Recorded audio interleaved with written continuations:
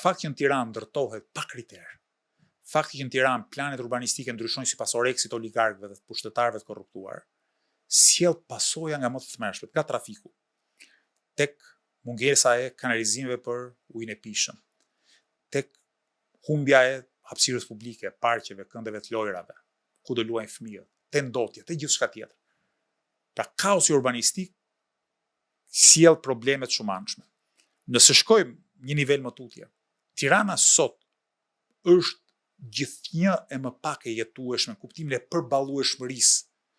Po të shohë sa janë rritur, vura re një statistikë që në Tiranë çmimet e apartamenteve midis vitit 2023-2024 ishin rritur mbi 50%, çmimi mesatar për blerje një apartament, mbi 50% në një vit, ku janë rritur pagat e të ardhurat e njerëzve që banojnë dhe punojnë në Tiranë.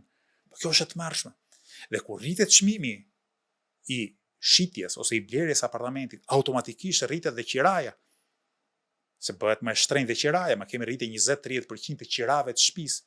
Ka vajt qiraja mesatare në Tiranë sot 500.000 lekë, 600.000 lekë vjetra, me paga që janë as janë në këtë nivel. Më kupton? Pra përballueshmëria e strehimit është çështje jetike dhe ne kemi program vërtet shumë serioz, madje mund ta quajmë edhe radikal, se problemi është radikal.